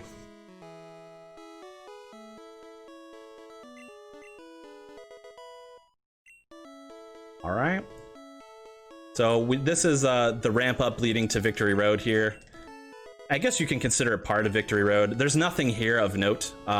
Even this wall, we used the super rappel in order to get through the little grass before the rival fight. The same grass where we caught Nidoran, ironically. But even if we hadn't used a rappel there, that water cannot give us an encounter. There's no encounters that pop up in that water. So there's not really anything of note here until we get into Victory Road. Oops. All right, so here we are, Victory Road. It's just a series of boulder puzzles, and if we move properly, we don't hit any trainers at all, which is good. So we just have to solve the boulder puzzles as fast as we can. Now, the movement is actually pretty precise, so this one is not precise, but when we get to the second boulder, if I can move precisely, not wasting any extra tiles, I can save a menu, which saves about like 2 or 3 seconds. I almost never get it because I'm not great at moving on the bike, so I'm gonna take this a little careful just to be safe. You know, I like legally have to ask this though, right? A series of What's swag that? boulder puzzles. Of course, I will try my best. Swag boulder is just a trick that is visually appealing. It does not. It actually loses 2 frames every time you successfully do it. So actually is a trick that loses a little bit of time. But I will try it on the last boulder that we do. Because that's the one I can get it on if I do it, but I'm not very good at it. It's a 2-frame trick, so it's a little bit precise. So I'll try my best for the people. For the fans, let's go. For the fans. If this was in person, there would be a round of applause right now. Oh yeah. The crowd would be going absolutely wild. So yeah, the super rappel I used before, this is the one that's pretty precise. I've already wasted, I think, 2 tiles of movement, so odds are I'll probably have to use an extra mini, which is fine. I almost do every time anyway, so it's not a big deal. The reason why we can save a menu is if I had moved super precisely, I would not have to use a super rappel early. And therefore I could save it when I was gonna use it on a menu where I would activate strength with Squirtle and then use the bike again. Oops. So it probably isn't happening. Let's see how far away I am. Oh, you know what? I'm gonna risk it. For the people. Yeah. Okay, cool. It worked out. I was pretty close, so I decided to risk it anyway. And then if I could have just gotten an encounter there, but I didn't. I got lucky. Okay. All right, here we go. We're gonna try and swag boulder her. Let me get past the stairs first, though, because I can accidentally just go up the stairs, Which is hilarious, but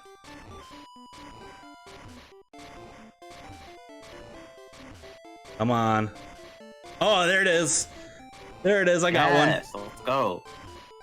Aiming, it is a TV. it's so stupid. All it is if you press up on the exact tile that you hit the boulder, your player character will turn up, and the smoke from that, or dust, or whatever you want to call it, that occurs from moving the boulder will move up despite the boulder moving to the left. That's all it is. So you probably saw it looked a little bit strange visually, but there it is. Did it for the people. It's the all right trick in the game. Yeah, easily. So here we are, the Elite Four. So Lorelei, like, we haven't had to swap out at all, which has been good. We talked about it at the beginning, and I mentioned at the beginning of the game, the one Elite Four member, we do a purposeful swap, and Lorelei is that Elite Four member. So we swap to our bird specifically, which causes the Dugong to always use Aurora Beam, and that happens because of that smart AI we mentioned. But for whatever reason, Lorelei has this AI in place that if Dugong uses Aurora Beam, the very next turn it will always use Rest, no matter what.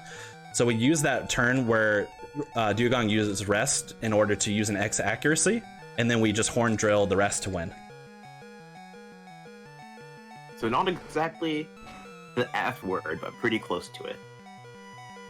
Yeah, and you can actually, so like you can, there is the option of not swapping to the bird at all and just using X accuracy on your first turn. But that you only have a 25% chance of not getting Aurora Beam, because Aurora Beam is also super effective on Nidoking as well. So, but obviously we don't want Lorelei to hit Nidoking because we don't want to die. But there is a chance that she could use rest or something else instead.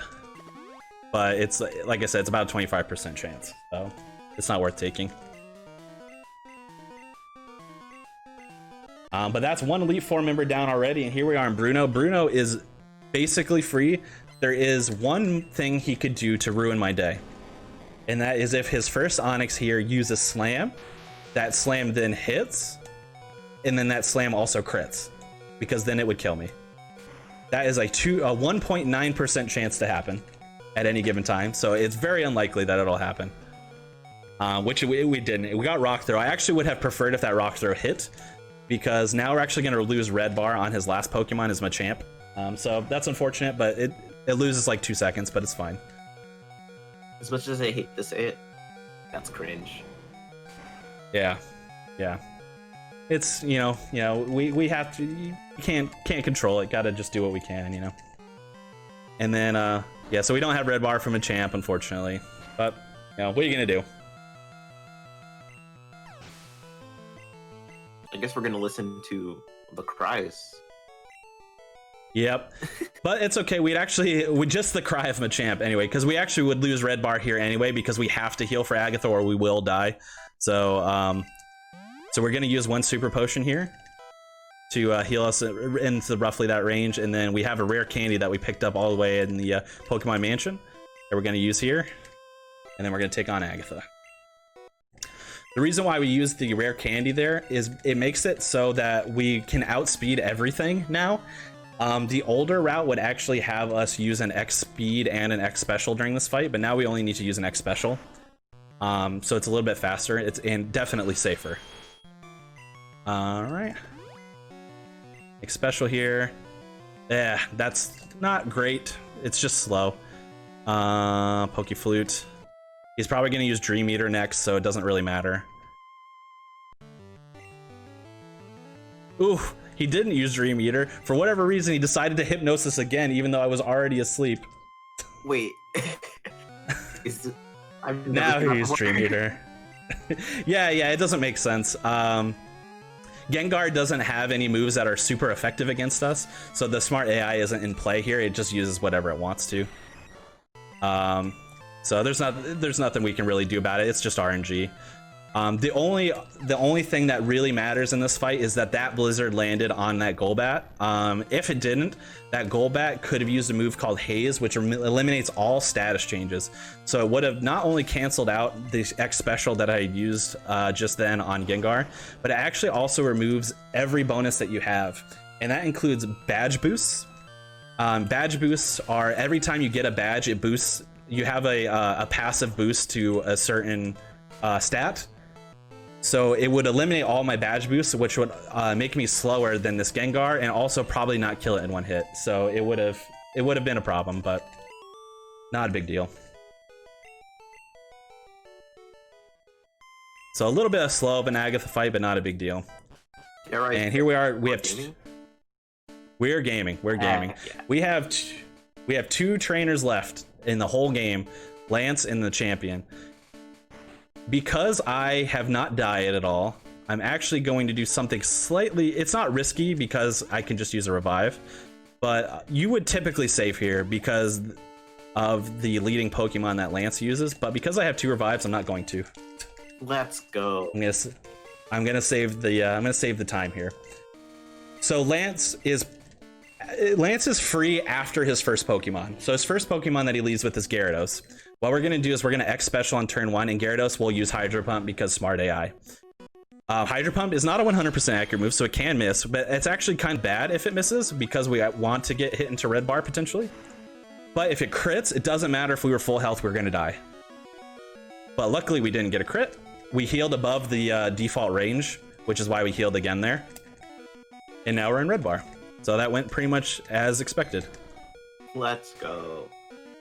Yeah.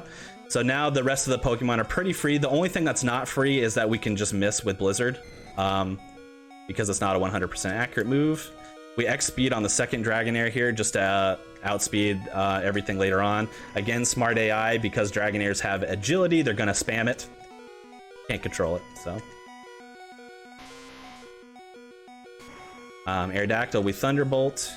Feels like it shouldn't work as well as it does, but Aerodactyl is rock flying, so because it's flying, that's where the super effective part comes in to play. Out of sheer curiosity, yeah. How are you right now in like relation to your PB? Let me do something and I'll take a look at that. Hold on 1 second. Okay. I'm going to. So what I'm going to do here is I'm going to use just one regular potion just to heal out of the range of 2 wing attacks, and I'm again not going to save.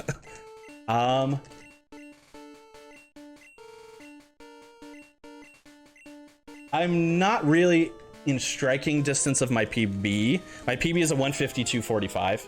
Okay. But I am in very much striking distance of my marathon PB. I'm actually ahead of it by about 50 seconds. Okay, that's kind of epic. 3B PB, yeah, but like only marathon PB, but still. Yeah, but we could still lose it here, so let's see. Wing attack is fine. Oh, we got the crit. Unfortunate. Unfortunate. So we probably won't marathon PB either, but that's fine. We're going to revive. But we got close. Yeah, we got close. Just take me out. You don't have to. Don't do sky attack. Come on.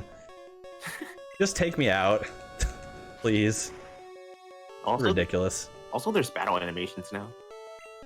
Yeah, for whatever reason, the champion fight, even if you have battle animations turned off, they just come back. There's no explanation as to why. They just do. All right, we're gonna try this again. X special. Is that a glitch? I don't know if it's a glitch. I think the intention is that they just want to make this last fight epic. So they just put it all back on because this is the last fight of the game. So that makes sense. I think that's the intention, but we don't know for sure. Nice health. Absolutely nice. We're gonna lose that here in a second, but that's okay. Actually, I think we could still marathon PB by a little. I think there's a chance. Just mash out of your mind. Yeah, the only thing is, if we had not gotten the crit there, and then we would have had to still survive one more turn. So if Pidgeot had used a wing attack again, then we would have been in trouble anyway. But we would have been a red bar, and red bar still applies to the champion fight despite the animations returning. So that would have made this fight go a lot faster. That's the only thing. It was worth going for, though. We had the revives, so it was absolutely worth it. Still a really good run. Still a really good run. Like, I'm very happy with this. Yeah, I didn't even do the run, and I'm happy with it. Yeah. All right, so that is the last fight, but time is not here. Time is after the Hall of Fame. So it is coming up shortly, but not yet. Ooh, we're gonna miss it by 5 seconds. No. Yeah. Unfortunate. That's all right though. It's still such a good run. I'm very happy with it. Yeah. So we'll, since this is all just text mashing and nothing of importance is here, we'll just do a couple quick shout outs while we're here. Thank you to Ness_ for being here and providing the excellent commentary. I really appreciate that. You feel free to follow me if you like. My name's KonceptioN2. You can follow or subscribe at twitch.tv/KonceptioN2. I'd be happy to have you there. I run this game. I've recently picked up running the Pokemon Sword DLC runs, so those are pretty fun. I also run some other kind of like quirky games like Grim Fandango, if anyone's aware of that game and things like that. Yeah, that's about it. So I appreciate, and you know what? Thank you to, I wanted to say this as well. Thank you to everyone involved in the staff and the crew and the organization behind SASE here. Being able to close out this event is truly an honor. So I'm really, really thankful that you valued me enough to be able to close out this event for you. So thank you guys so much for doing that. Time is coming up as soon as we start to fade to white here. So get ready.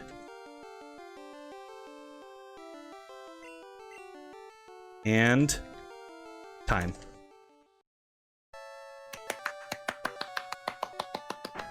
Not too shabby. But yeah, I know we're a little bit behind. Hopefully I got us a little bit more on track with the schedule. Obviously I'm the last run anyway, so it doesn't really matter. So thank you so much for having me, and yeah, we'll just end it there. Thank you again. GG all around. Thank you so much, Conception and NES, for the commentary as well. It was definitely a great run.